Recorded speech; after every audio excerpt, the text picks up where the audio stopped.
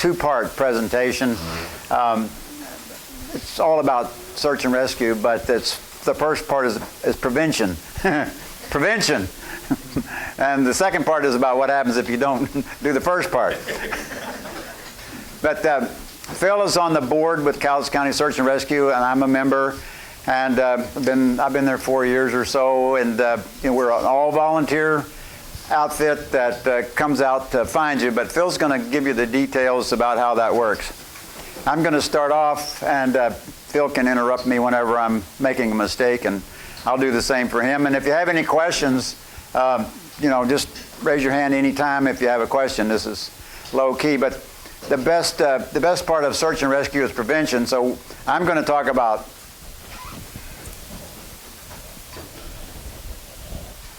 hiking safety.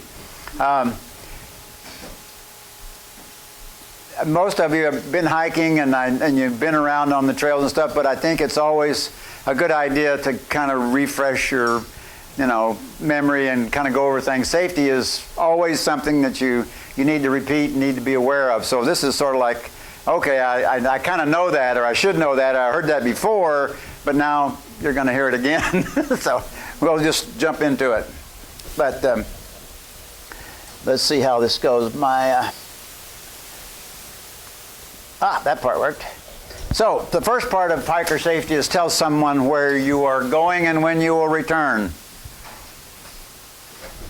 Simple, but we all don't do it sometimes. I know you're going with a group. The group has a schedule, but I assume you go hiking sometimes just because you want to go hiking, and it's really important to tell someone where you're going and when to expect you back. We don't want to start hiking for you 3 days after you should have been home and you didn't tell somebody that,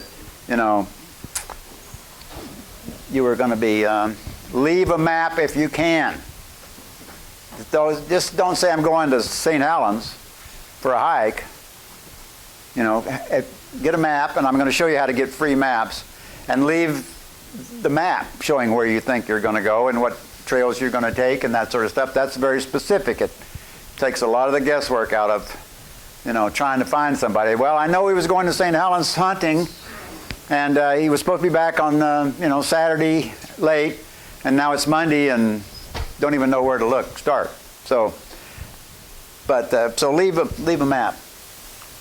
Avoid traveling alone. I do it way too often.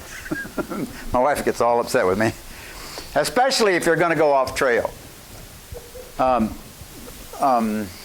had a career as a forester in the woods and spent, my working career basically walking around by myself most of the time in the woods, because in those days we all worked alone. That's just the way you did it. But it's not necessarily the safest thing in the world to do. And especially if you're going to leave the trail. And sometimes the trails are not as easy to follow and you've all, I'm sure, come into that. You come to a junction and you're not sure which right or left or straight ahead or whatever. There's elk trails and so it's, easy to get off the trail. So anyway, take a map and a compass. How many times have you heard that? Do you guys take map and compass when you go? Hey, good.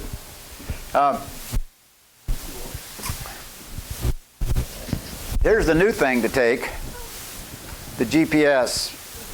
I have one because I love it, because it's so much more fun to go and see exactly where you are on this thing and kind of look at the contour map. It has 1 to 24,000 contour, 1 to 24,000 scale, that topographic map contours in here, 40-foot contours. So I love that.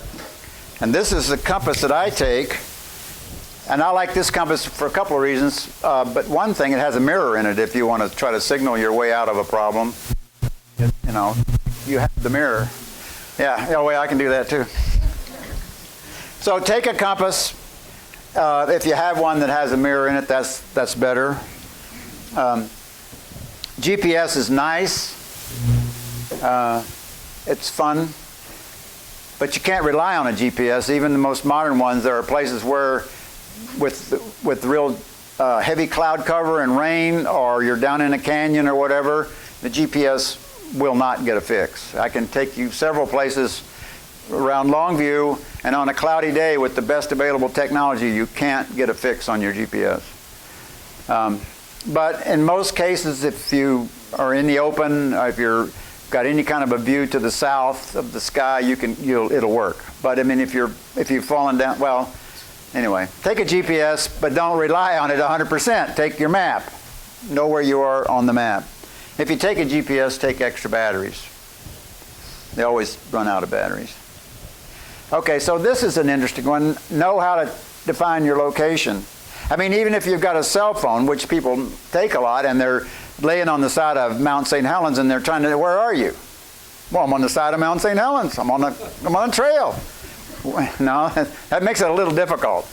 So if you can learn how to describe your location, that's an important skill to have.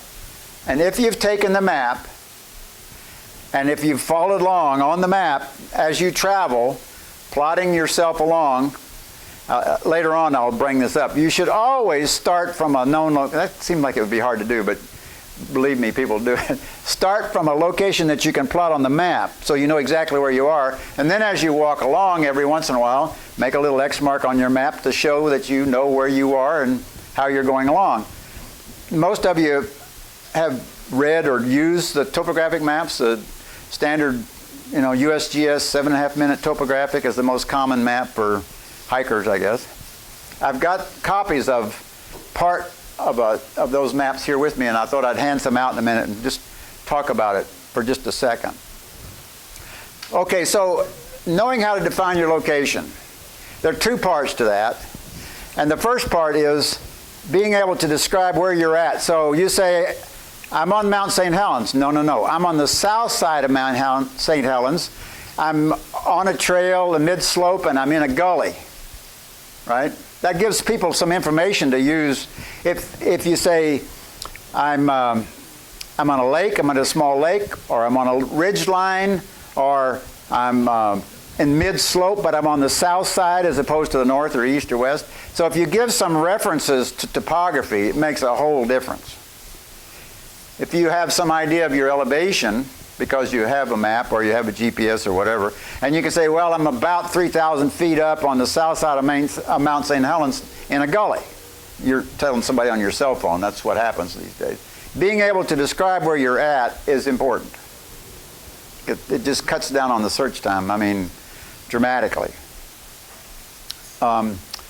So, do you practice with topographic maps as a group, or do you take them when you go on a hike? Or? We take them, but we don't have so much practice. Okay, well, my recommendation is have somebody in the group. Well, I'm getting ahead of my slideshow. I'll get to that in just a minute. Take an overnight emergency pack no matter what you think you're going to be doing or when you think you're going to be home. Take an overnight emergency pack. Now, what's the minimum in an overnight emergency pack? Well, one of the minimum things is this right here.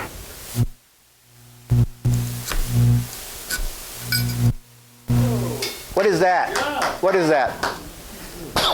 That's a piece of cotton with Vaseline. It's a cotton ball, and that's 2 years. I put that together 2 years ago. Okay, no matches. I didn't have to worry about striking a match or whatever. So I recommend that you get one of those 3 or 4 cotton balls soaked in Vaseline.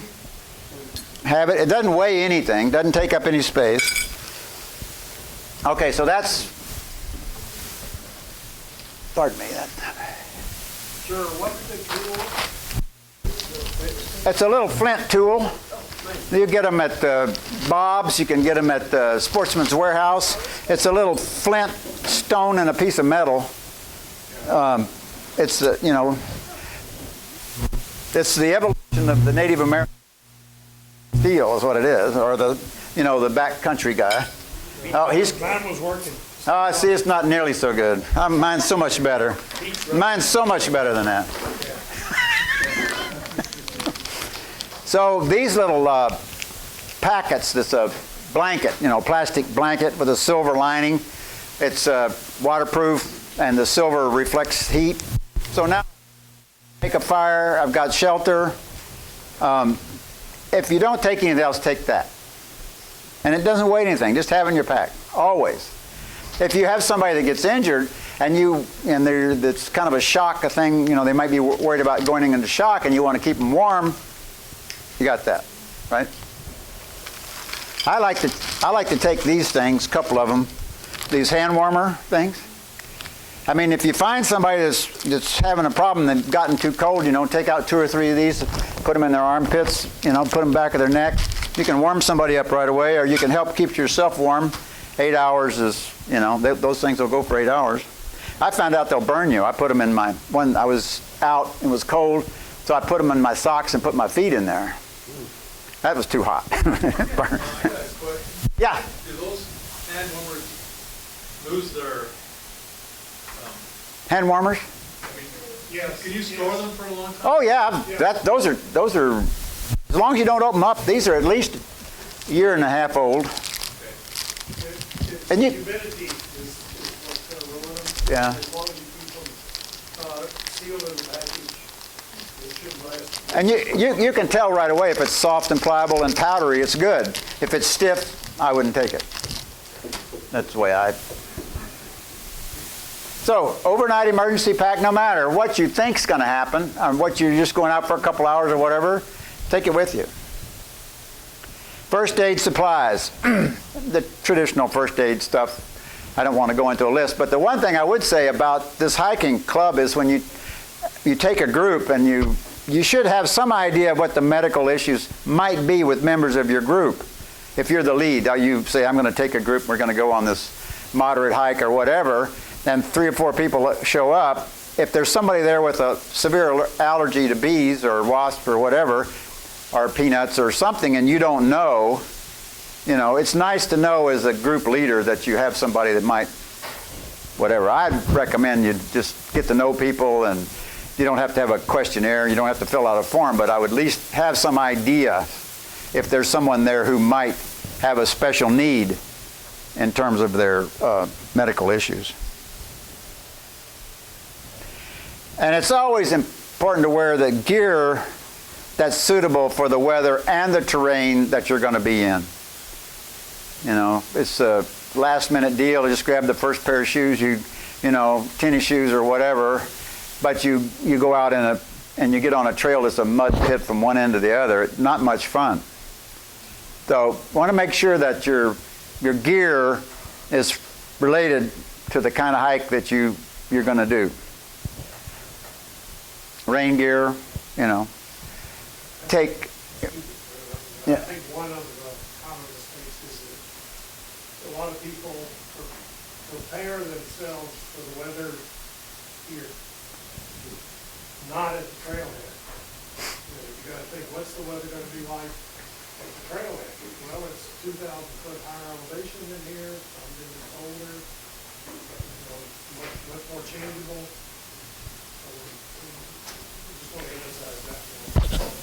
I think the other one was know the weather forecast. I mean, leave a map, get a weather forecast for the area that you're going to be, and not just a weather forecast for the next 4 hours, but try to look at the trend. What do they expect it to be doing? And it may change dramatically, but at least you have some idea what the trend is.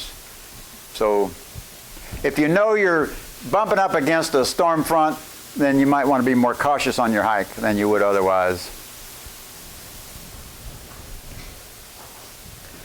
Have a flashlight or some sort of signaling device with you. Mirror. What can I say? I mean, if you've fallen and you've twisted your ankle and you can't really walk, and you want to get some attention from somebody, having a signaling device is, especially at night, if you're there overnight and you can flash a light, people can see it from a long way off. If it's the daytime and they're looking for you with a helicopter and you got the mirror and you can get any kind of reflection, that's a pretty nice thing to have. So, as flashlight or signaling device, a whistle. We give out whistles. We all carry whistles. You can holler help for only so long, and then you can't. But you can whistle with one of those whistles for a long time. So, and you can hear it a lot farther away probably than Yes. And be sure, No, that's what we're here. if you've got kids along with you, attach one to them and teach them how to use it properly. Because people yell in the woods, you don't know whether they're playing, you don't know whether they're really in trouble. Even with a whistle, if you do it wrong, people won't know whether you're in trouble. But I don't know whether you're going to go for it. Go for it. All right. The standard emergency is 3 blasts, wait a little bit to see if you get a response. 3 blasts, wait a little bit. 3 blasts, wait a little bit longer. Repeat. People will figure out right away that is some kind of signal. It's not just people playing. But like what he says, these whistles will carry a lot farther. They're very distinctive, and they won't wear you out. We've been on search where people are, by the next morning when we finally get close to them, they couldn't speak to us. They couldn't tell us where they were because they've been yelling all night. Question, how do you respond with your own whistle if you hear that? Well, we probably just have a long blast a few times, and when they get an idea that somebody is responding to them, you don't want to do the 3 blasts back. No. Because that'll confuse the other searchers. But something like a long blast, or if we're close enough to hear it, we may try yelling, or we sometimes throw a road search, we honk the horn or run the siren. Anything that they can figure out that we're responding to them. Does that answer? Yes. I'm looking at Bud thinking he's a hunter. Hunters use, what, 2 shots, meaning distress, and 1 shot means I hear you, I'm coming? Yeah. Yeah. Yep. 3 is pretty much very common for, get up, find a hollow log and beat on it 3 times. Generally 3 is the indication that you're in trouble. So if you find yourself in a situation where you're lost or you're not able to move anymore, the hardest thing to do and the most important thing to do is to stop, sit down, and think about what's going on. And that's probably the hardest thing to do.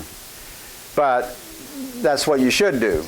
And you should think about that. And then when you're thinking about your situation, shelter, to keep you warm if it's that, or to keep you out of the sun if it's that, or to keep you out of the rain if it's that.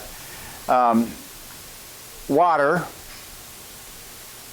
and then food, in that kind of order. You can go a long time if you've got shelter and water.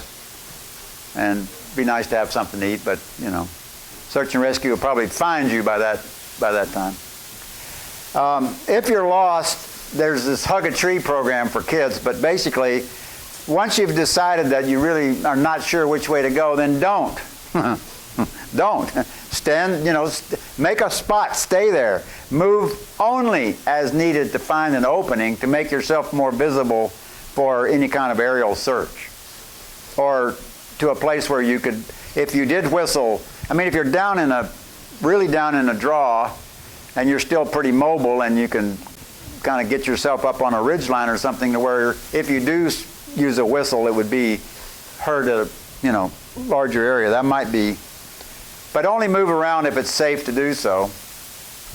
And my personal opinion is, and this probably is not kosher for a lot of people, but if I could, and I've got my fire starter, and I can safely make a fire, I'm going to make a fire. Because you'll be found pretty damn quick if you're making a fire in the summer, and it's not supposed to be there. And you can do it safely without, or whatever. But even in the wintertime, the smoke or the smell covers a large area, and it will be a useful attractant for searchers. But I don't think you'll see that commonly recommended to make a fire, but what the heck.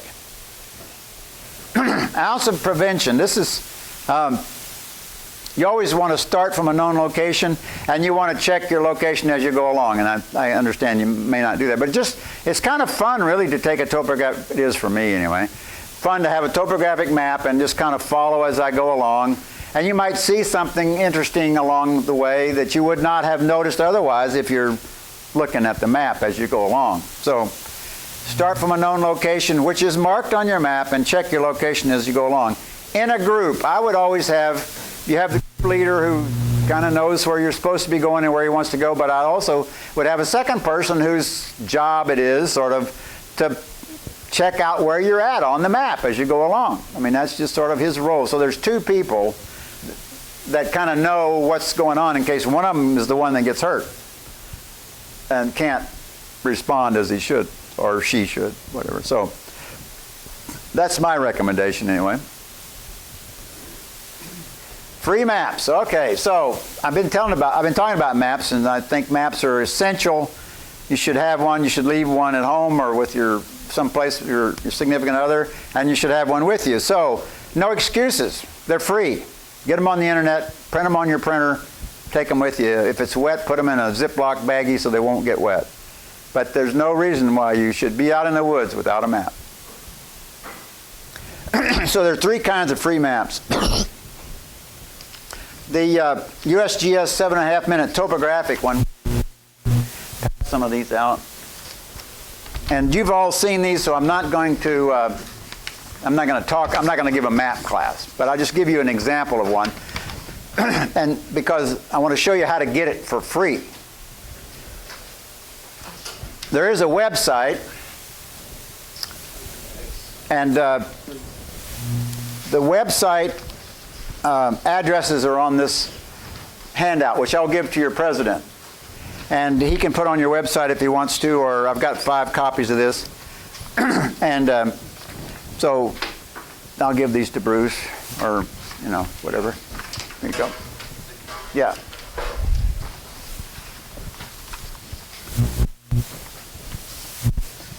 So if I know I'm going to be hiking on the Mount St. Helens, I go to this website.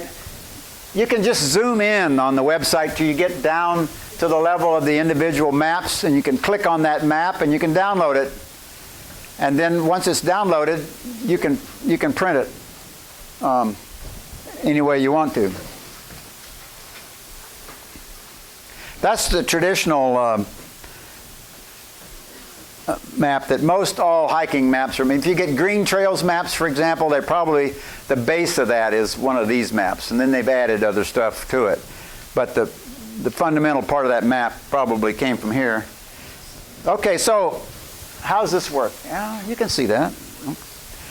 I don't have a pointer. I want to show you something here.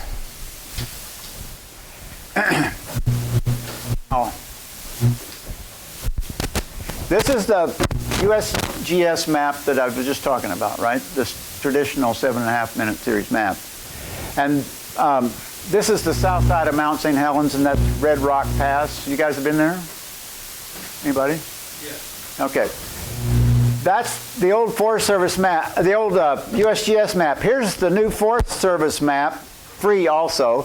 But look at the trail. You can see the trails listed here and all those trails there on this map, and they don't show on that map. So which one would you rather take with you? I'm just about to the end. Now, there's one other map as it's available. And this one is my next newest favorite map. Go to sartopo.com. Write that down. And this map comes up. It is by far and away the most fun map, and it's the easiest to use map that's free. It's a topographic map, and it's for all of Oregon, Idaho, Washington, all the United States. It's a compilation of all the USGS maps. But you can if you want to see maps of where you grew up in Arkansas or North Carolina or whatever, you can go there and you can find these maps. So this Sartopo is my newest favorite map site. The thing I like about this one in particular, it's got a color code to it. You see it's kind of green and then some darker colors. Those are slope emphasis. So the green is slopes under 30%. Or, slopes under, anyway, there's a category of, but the green are the modest slopes, under 30%. And then the darker the color, the steeper the slope. So it's kind of neat. And we're coming into winter, we're coming into avalanche, season, and maybe you snowshoe or whatever. So I'll ask you, do you know what slopes, where does the avalanche hazard kind of go boing like that? What's the slope? What degree of slope do you think? 50%? Anyway, I was going to quote you the number, but if it's under 30 degrees, it's less likely. But anything over 30 degrees, up to 30, it starts getting pretty serious.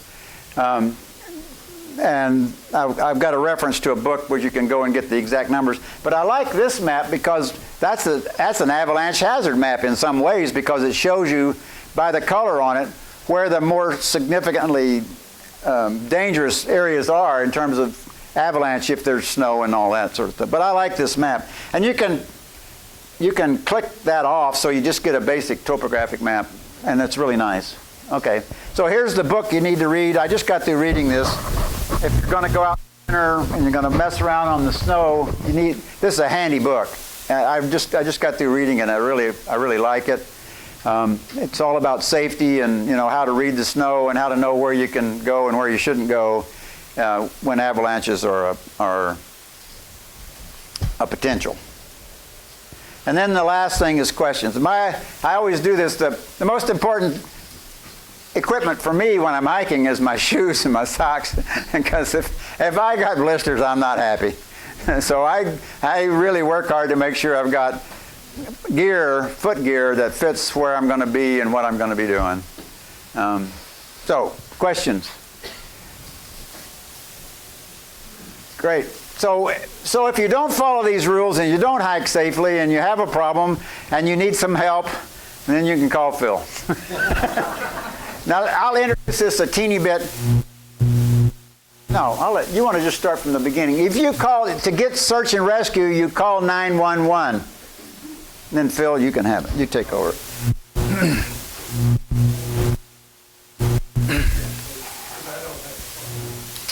Oh, well, you can have them. I was going to show you a couple, but go ahead.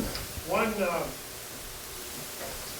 keeping with Wade's talk, he was talking about the cotton balls and wrestling. There you go. I keep something here. And that's easy to carry. Also, a lot of people carry lighters, cigarette-type lighters.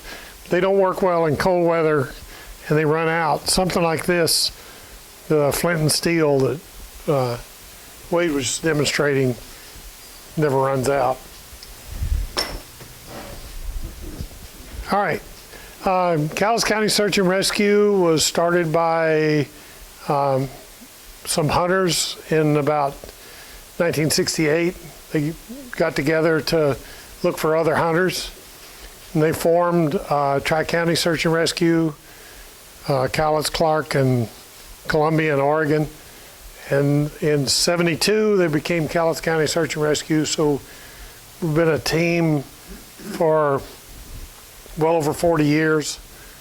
And it's currently 66 members, I believe, of which we had a massive drive to get new members this year.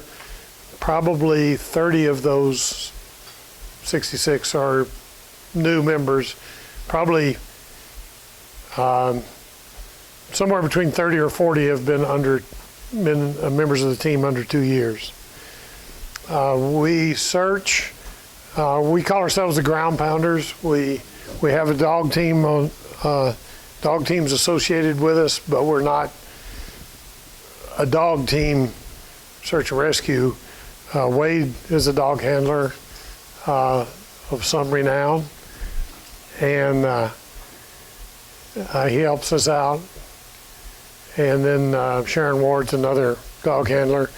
We are one of the few teams in the state that searches at night. We do urban searches, evidence searches, road searches, wilderness searches, year-round, all kinds of weather. And our most frequent type of group of individuals we look for, people don't realize it, but it's mushroom pickers. And the second most common is hunters. We're beginning to get more and more calls, urban searches, people with Alzheimer's or autism.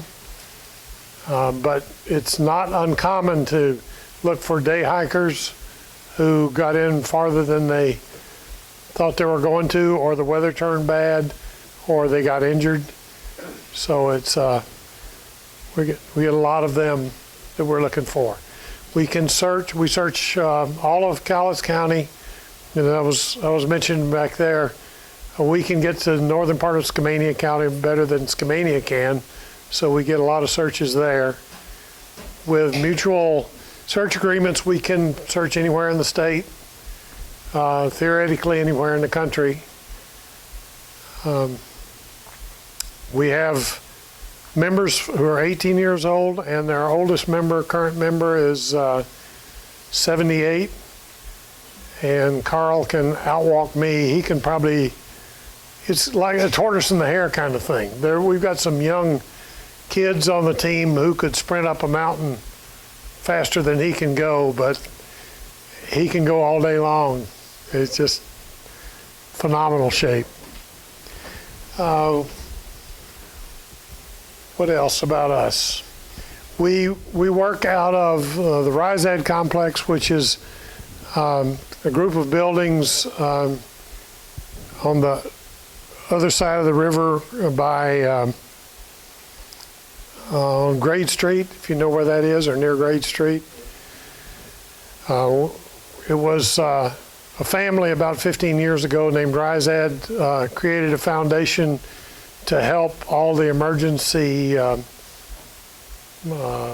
groups in the county.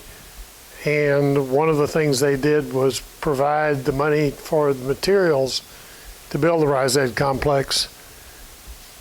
That's us on a search. But it was all built by volunteers. Search and rescue is all volunteer, all nonprofit, entirely funded by donations.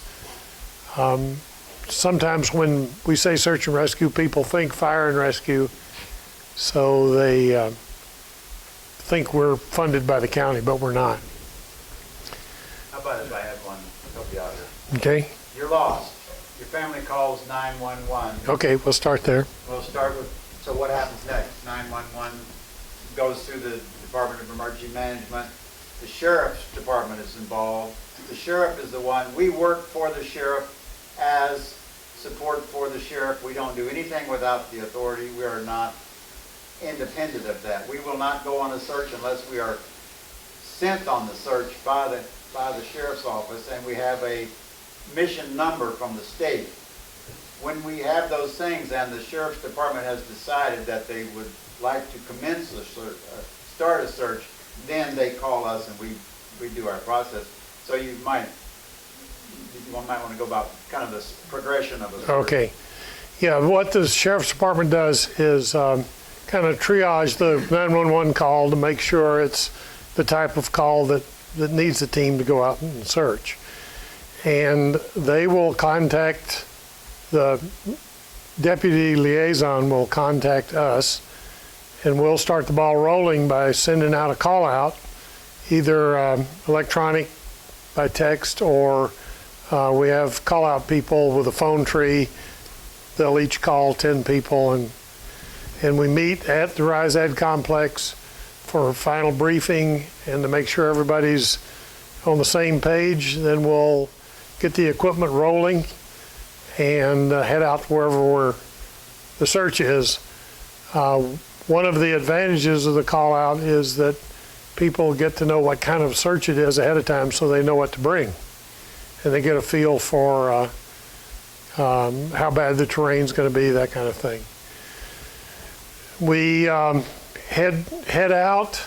There's usually somebody who's doing mapping, trying to find a good place to set up the incident command post, the headquarters. And we get there, consolidate all the information we've got. Sometimes we have with any luck at all, we have new information by the time we get onto the site. Then we form the teams.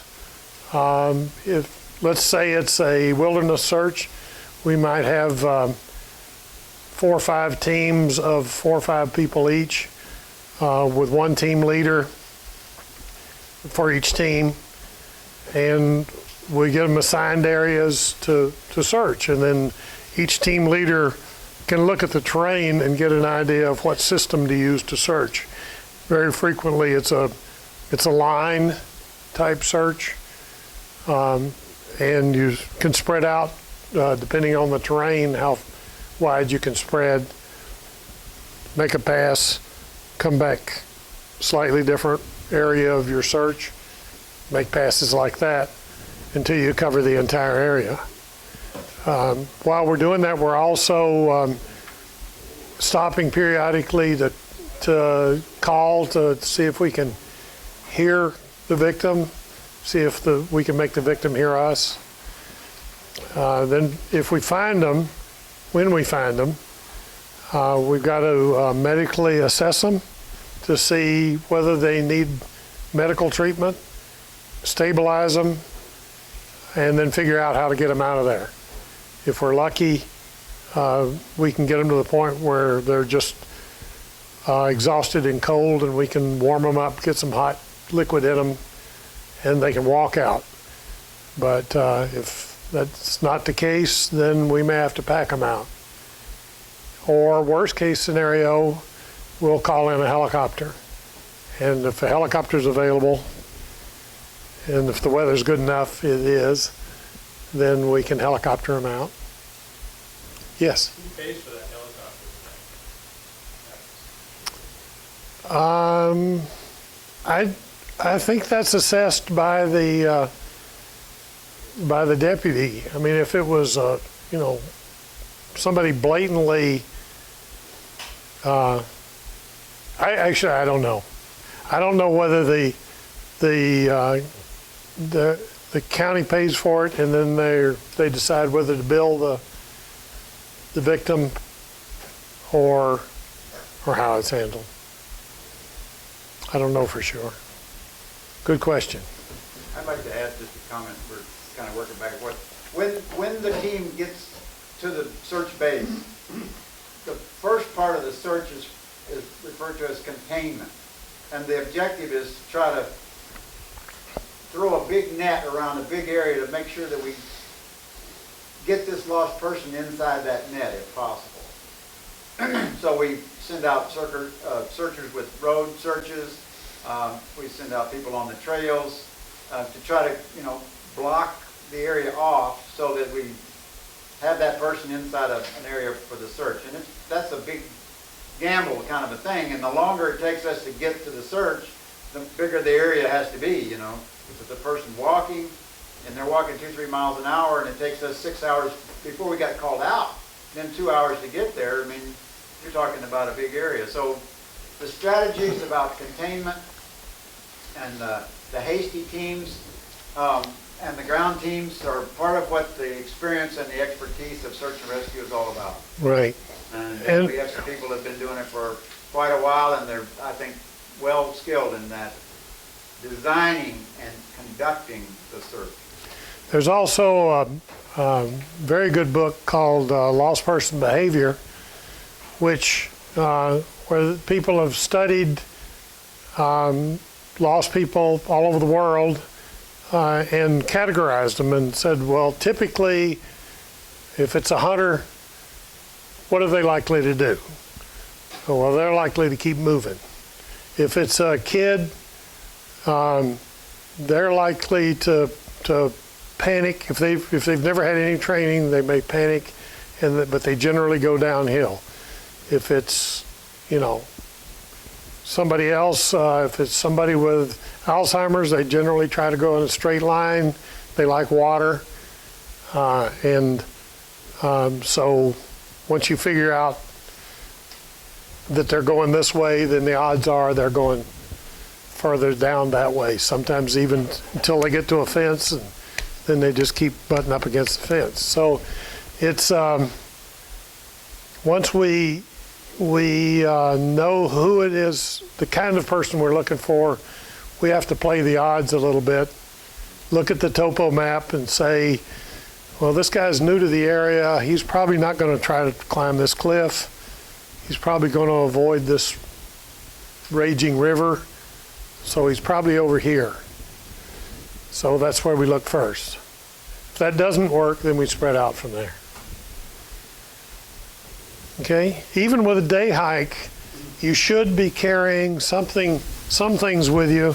Even when I'm day hiking, this pack has got a lot of my stuff in it, but I'll carry this because it's got water in it, it's carried food in it, I've got a first aid kit in it. You should do that too. It makes our job a lot easier. And it's an easy way to carry your water. That's basically. Can I help you out here? Sure. Yeah, I threw this at Phil kind of on short notice, so you have to understand, to be in search and rescue, it's volunteer. But you don't just get to be a search and rescue team member. You're interviewed, and you're accepted on the team, and then there is a training regime and a certification process for you to keep your membership. You have to get first aid, bloodborne pathogens. There's a series of map reading. There's a series of skills that you're required to acquire, demonstrate your proficiency, and maintain that proficiency in order to be a member and continue to be a member of Cowlitz County Search and Rescue. So it's not like, call up a bunch of people and have them come out and go search. No. The team itself it's all volunteer, but we're always training. We train and we train and we train, and I get tired of training and we train some more. But that's, but then we go search occasionally, and when we find somebody, that's the deal. So that's an important part of what Cowlitz County Search and Rescue is. And, we're here because we want to be of service to the community. One of our mandates is public education, and so that's one of the reasons why we were pleased to be invited here. You ever lost one of your own? Well, not in the 5 years I've been. I mean, searchers never go out by themselves. Never. Mostly never. Searchers always have a radio. Always, well, most always. And, but theoretically you go on a team of at least 2, 3 or 4, and there's always a radio on that team. And nowadays we always have a GPS on that team. But they have a navigator on the team, and they're supposed to know where they are, where they've been, where they're going, because if you get to the lost person and you can't get on the radio and say, here I am, my coordinates are blah, blah, blah, blah, blah, I'm at 4,000 feet in a saddle, you're not trained well enough to be on that team. Right. We have had people who've been on the team who've gotten injured, like twisted an ankle or something, and we've had to take care of them. But the tenet, one of the tenets of search and rescue is the victim doesn't always come first. Never comes first. Right. You take care of yourself first. You take care of your other team members second. You take care of the public in the area third, and then you take care of the victim. If you don't do it that way, you could end up with more people that you have to work with. You have to be sure that I have to be sure that what I'm doing safely, so that I don't get injured and slow the team down. Other people are doing the same thing. If they're injured, I have to get them up to speed or we're not going to be able to find the guy. So it's one thing that a lot of people don't realize, that we're searching for someone, but they're number 4 on the priority list. I got a question. We recently bought an emergency locator beacon. How do you get the word if we? What kind of beacon did you buy? What's the name? What's the model? Oh, you mean that? This one? So we've talked about that, and you have to put a phone number in, I think. And we were going to help you decide which phone number, but that phone number should be Cowlitz County Sheriff's Office. We don't know which number for the Sheriff's Office, but something in the Cowlitz County Sheriff, because we don't go anywhere until the sheriff calls our leader and says, we want you to put the team together for a search. Then we go. I put your number down, so I guess I'll have to change that. Yeah, because I may be on vacation in Hawaii. Yeah. People get lost in Hawaii. Yeah, They do. that's a good question. That's a good question. Is this all within the timberlands and the slopes, go up into the snow areas? Like I don't that? think Nothing into the water or the creek? Okay, area? there's a fast water team, but Right. I don't think we have anybody now qualified in avalanche. We are not an avalanche qualified team. Right. So There- we're not gonna come after you in the deep snow on the side of Mount St. Helens. There is there's a team in Skamania County, Mountain Rescue Team, and that's what they specialize in. We also have associated with us, but not part of our group, is the dive team, which specializes in finding people in the water.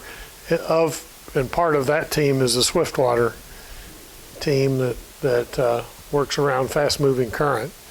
We assist them and they assist us, but that's not our specialty. Our specialty is going out and getting muddy and cold and scratched with blackberries. So no matter where I go though, I could expect help. Right, Yeah. right. But Sooner or later. Cowlitz County, Cowlitz County Search and Rescue is basically any wilderness, timberland in the city, whatever, but it's a land deal. It's not a snow deal, and it's not a water deal, and it's not a rock climbing deal. But there are search and rescue teams specialized in those, and they would be called. Yeah, in addition to that, there are, on other parts of the state, there are equestrian teams, so they specialize in searching via horseback. There's the ones who specialize in the volcano. There's all kinds I've got of a specialties. son, I think he's under repelling timber.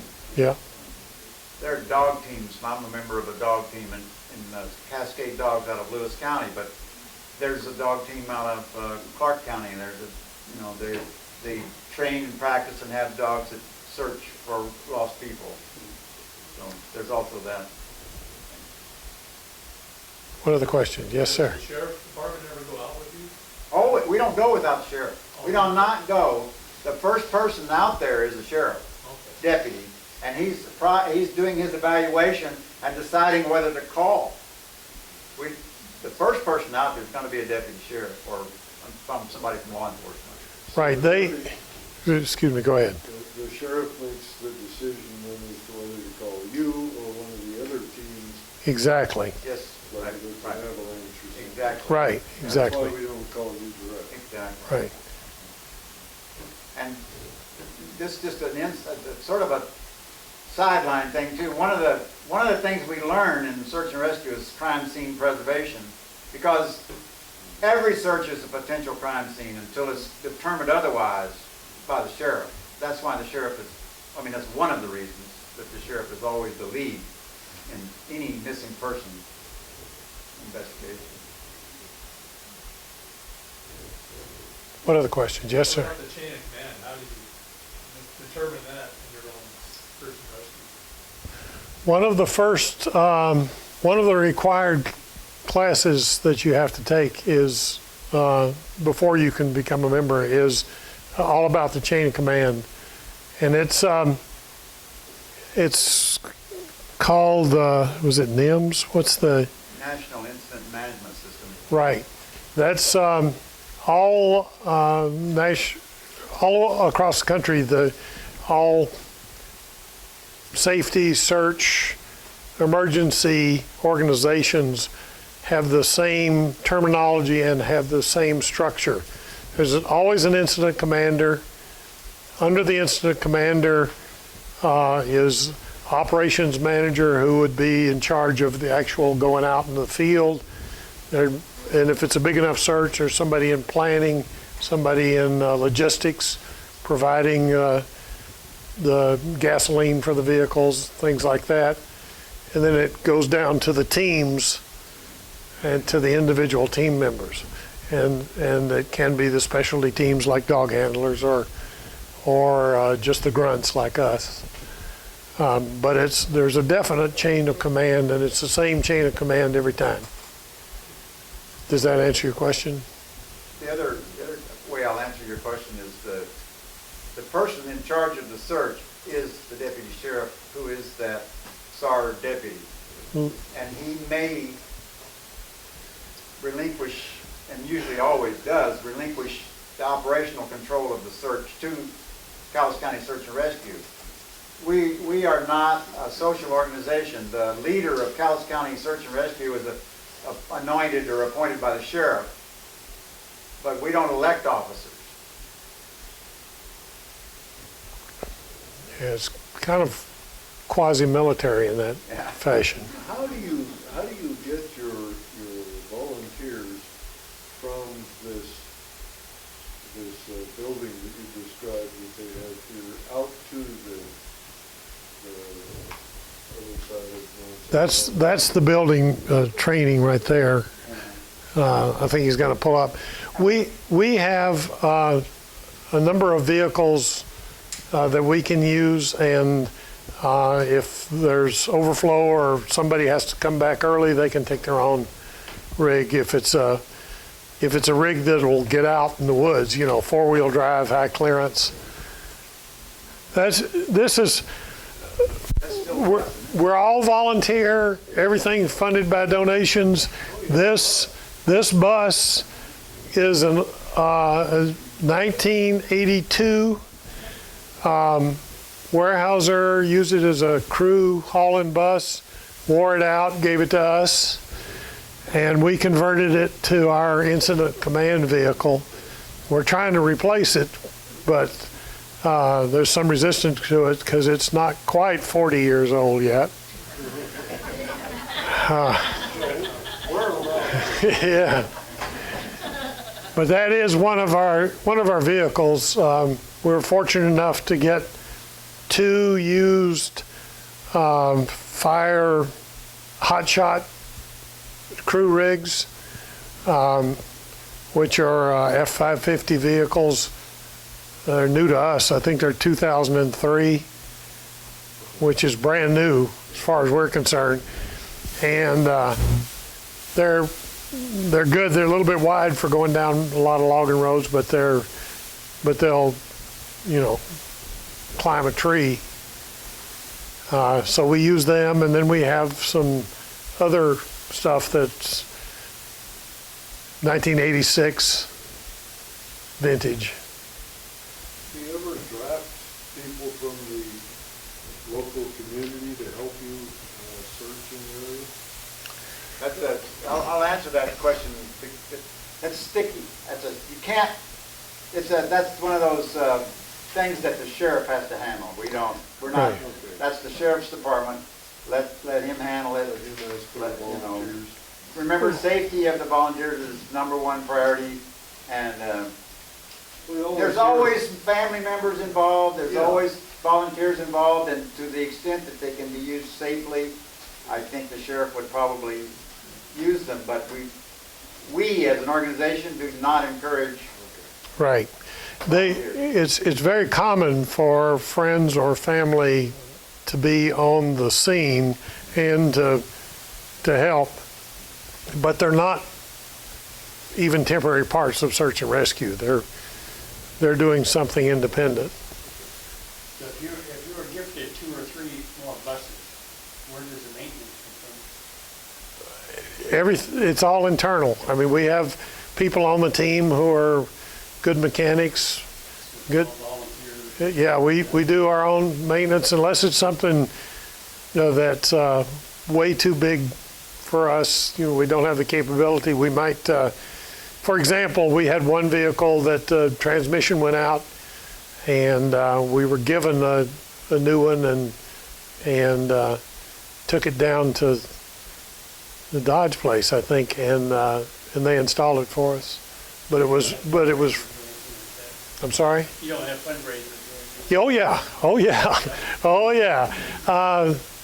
We get all of our money from donations, so fundraising is a big part. We have been lately fortunate enough to be able to do some jobs for the Expo Center, and like we built a bathroom for them and some ramps for them, and they donated money to us. We can't charge them, so they donated money to us, but that's one way to get money. Yes? What about liabilities? We go out and find someone that's injured. Fortunately, I have been told that Washington has some of the best Good Samaritan laws of any state in the country. One of the reasons why we gather everybody together at Rise Ed is so everybody can sign the sign-up sheet when they start. We have a mission number we get from the state. It makes it officially sanctioned. Everybody who's on the sign-up sheet is then covered by the state's insurance. And so that if they're in an accident on the way or any problem, we're covered. Now, having said that, if people do something negligent, for example, they're something out of their training area, if they've had basic first aid, but they try to do a tracheotomy on somebody, they can be sued. So we constantly tell people, work to your skill level, but don't try to work above your skill level. Your training level, I mean. It's a good question, though. What else? I think we've done it. One thing I would encourage you to do, I've given you these little maps, is spend some time and try to figure out the coordinate systems on the map and how you would define your location. There are 3 different coordinate systems on the map, and I've identified them. One's red, one's blue, and one's green. And see if you can, within your group, figure out, and not tonight, but you should be able to say, I'm in section 5, township 13 north, range 2 west, or my coordinates are blah, blah, blah, whatever they are. That's more than helpful if you're really trying to report an accident and you want quick response. You need to be able to say where you are, and the closer you can identify your location, the quicker you're going to get somebody to come and help you. So, thanks for the invitation. Yeah. Thank you very much. Sure.